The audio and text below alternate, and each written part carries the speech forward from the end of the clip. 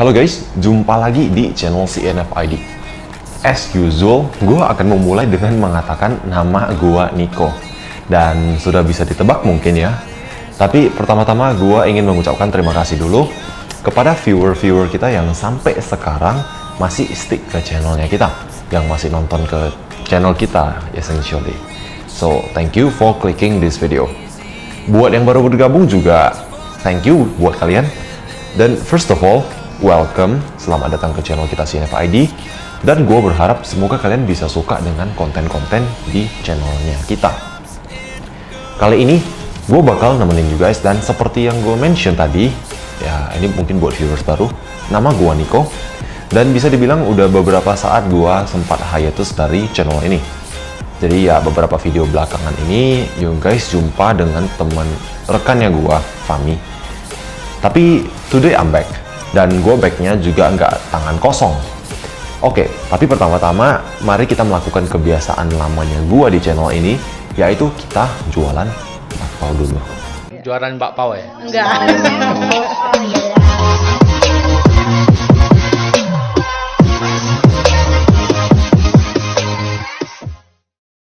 Jadi gini, tadi gue bilangnya gue balik ini nggak tangan kosong. Dengan kata lain, kali ini gue udah ditemenin satu produk. Dan kebetulan genre produk ini bisa dibilang juga melakukan sebuah comeback. Karena kalau tidak salah ya, terakhir kali kita bikin review tentang produk seperti ini itu di sekitaran 1 bulan lalu kalau nggak salah. Well, terutama buat kalian-kalian yang baru bergabung, gue rasa sih pasti rada bingung ya, ini apa yang sedang gue bicarain. Oke deh, ini langsung aja kita keluarin produknya. Nah, produk yang gue maksud ini tergolong ke dalam peripheral gaming. Dan kali ini gue ingin nge-review produk yang mungkin adalah peripheral favoritnya gue, yaitu keyboard gaming pastinya. Jadi seperti biasa, kali ini kita sudah bersama satu produk dari Logitech G. Bisa dibilang ya, satu brand yang cukup prestigious ya di kalangan gamer, yang mungkin istilahnya hobi doang atau yang profesional. Dan produk yang bersama gua kali ini masuk ke dalam salah satu produk yang paling mahal dalam line up keyboard gamingnya Logitech G.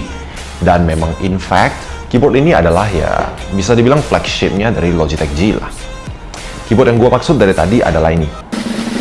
Ini namanya Logitech G910 Orion Spectrum. Keywordnya di sini adalah nama Spectrumnya itu. Kenapa? Karena sebenarnya keyboard seri G910 ini tersedia dalam dua pilihan. Dan yang udah bersama gua kali ini adalah salah satu opsinya, yaitu yang versi Spectrum. Jadi versi lainnya dari keyboard ini dinamakan versi Orion Spark, which unfortunately kali ini gua belum berkesempatan untuk lihat langsung produknya gimana. Tapi gua rasa itu nggak begitu masalah ya, karena sebenarnya versi Orion Spectrum seperti yang kita punya kali ini adalah successor dari versi Orion Spark yang tadi gue mention. Jadi tipe yang kita nggak punya itu sebenarnya adalah tipe yang pertama kali keluar, tipe lamanya. Jadi dari beberapa forum atau thread yang gue baca sih, backstory dibalik dikeluarkannya versi Orion Spectrum ini adalah kata mereka ya, versi Orion Spectrum ini adalah versi yang driven by consumer feedback. Artinya ya perubahan-perubahan yang disematkan di versi ini adalah hasil feedbacknya user yang versi Spark tadi. But worry not, itu nanti akan gua ulas sedikit. Dan G910 versi Orion Spark sendiri juga masih tersedia di pasaran. Jadi nanti ultimately akan tergantung ke kalian sendiri lebih cocok pakai yang mana. Jadi langsung aja gua ulas bedanya. Sebenarnya nggak banyak sih yang bisa kita bahas dari perbedaan kedua versi ini. Karena pada dasarnya spesifikasinya adalah sama, persis sama. Namun memang ada beberapa perbedaan dari segi ergonomi ya terutama, yang meskipun kalau menurut gua ini sebenarnya rada minor, tapi mempunyai dampak yang bisa dibilang cukup signifikan.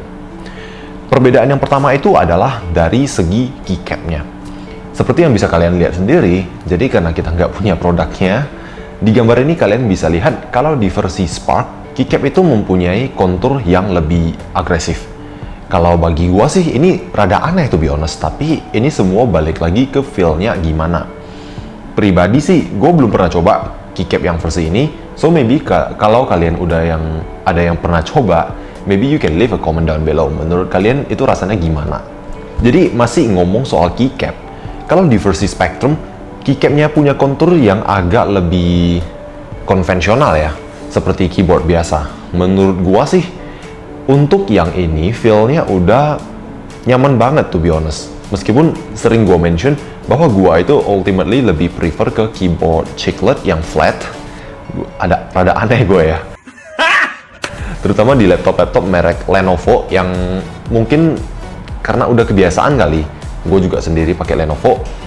Tapi bagi gue itu nyaman banget, terutama buat ngetik lama, ngetik panjang gitu ya. Meskipun begitu, gue tetap ngerasa keycap berkontur seperti di G910 Orion Spectrum ini udah cukup nyaman untuk gue ngetik-ngetik lah. Tapi to be honest, gue nggak yakin sih dengan yang berkontur lebih agresif seperti yang di seri pertama yang Spark tadi. Tetapi feedback dari user Spark sendiri banyak sebenarnya yang memuji kontur keycapnya, yang katanya bisa membantu menghindari mistype. Kalau menurut kalian gimana? Oke, so kita masuk ke perbedaan keduanya.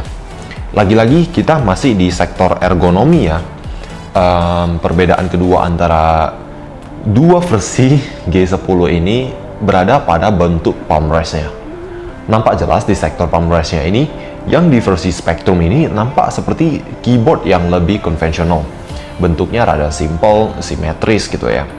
Dan feel-nya menurut gua sih ini juga sangat nyaman di tangan. Terutama kalau gua bandingin dengan posisi tangan kita kalau ngetik di laptop, yang kadang berada di posisi yang somehow awkward banget sih. Sebaliknya di versi lamanya, yang versi Spark, kita tetap mendapat palm rest, akan tetapi tampak jelas bahwa palm rest yang kita dapetin di model lama ini bentuknya lebih gede di sebelah kiri, jadi dia asimetris.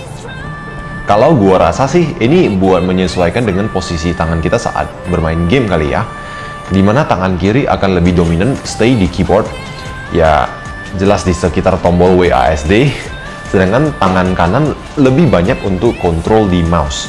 User feedback tentang desain ini sebenarnya cukup bagus, tapi kalau menurut gua sendiri sih, ini gua rasa sih namanya nge-kill feature ya, karena dengan dibuatnya bentuk palm rest asymmetrical seperti ini, seakan-akan keyboard ini kesannya menjadi terlalu fokus ke gaming gitu, jadi nggak optimal buat difungsiin misalnya buat ngetik atau apa gitu ya. Ya ini mungkin salah satu alasan kenapa Logitech ngerilis versi Spectrum yang seperti tadi udah kita telaah bentuknya seperti apa. Dari segi spesifikasi, mungkin yang paling mencolok adalah dari sektor switch-nya. Di keyboard ini, switch yang dipakai adalah switch proprietary-nya Logitech G sendiri, yaitu switch Romer G. Dan di unit yang gua punya saat ini, sudah pre-fitted dengan Romer G Tactile. Switch ini mempunyai actuation point di 1,5 mm dan mempunyai rating ketahanan hingga 70 juta klik. Jadi pertama-tama gua ngaku nih, gua memang bukan fans gaming berat kali ya, dan maybe agak ketinggalan. Jadi kalau denger nama Switch yang nggak ada nama Cherry-nya itu rasanya agak gimana gitu, somehow agak awkward gitu ya. Tapi setelah gua pakai keyboard ini buat ngetik-ngetik, gua ngerasa Switch ini at least sama nyamannya lah dengan Switch-nya si Cherry. Dan kalau kita bandingin dengan Switch birunya si Cherry, Switch Romer G Tactile ini relatif lebih silent gitu, which I highly appreciate. Meskipun itu somehow nggak apple to apple kali ya, tapi ya ini di sini juga blue sih. Selanjutnya, kita juga ngedapatin fitur yang namanya ARX Dock. This is really cool sih. Kalau gue bilang, fitur ini membuat keyboard kita ini jadi seperti sejenis docking untuk smartphone-nya kita.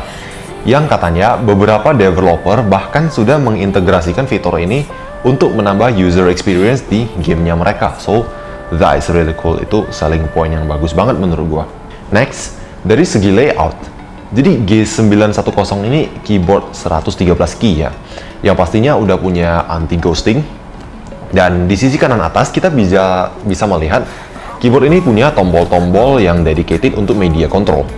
Jadi dari situ kita bisa mengontrol pause, play atau skip medianya kita, hingga mengatur volume dari tombol dedicated di keyboardnya ini. Next, dari sektor key-nya lagi sih, keyboard ini juga udah dilengkapi dengan 9 buah G keys. Maybe lebih umumnya ini tombol yang disebut tombol makro kali ya. Bener gak sih?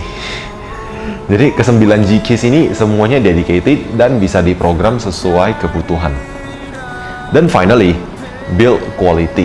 Ya, gua rasa sih sebagai produk flagshipnya dari brand ini, nampaknya nggak mungkin kalau keyboard ini build-nya abal-abal ya. Tapi memang sudah bisa kita expect kali kalau produknya Logitech itu build quality-nya top notch banget. I think that's all sih menurut reviewnya dari gua rasa udah semuanya kita bahas. So ini juga udah menandakan bahwa kita sudah sampai di akhir video ini. To be honest, kalau gua sih, gua bakal tetap stick ke keyboard Chic Lite untuk sementara waktu ya. Tapi kalau menurut kalian gimana? Mungkin kalian udah pernah pakai, itu feel-nya gimana sih menurut kalian? Ya, jadi karena ini kita udah sampai di akhir video, let me remind, apabila kalian suka dengan video ini, please jangan lupa buat like and share video ini ke teman-temannya kalian. Dan apabila kalau kalian baru bergabung, jangan lupa juga buat subscribe ke channelnya kita. So, thank you so much for watching. I will see you again.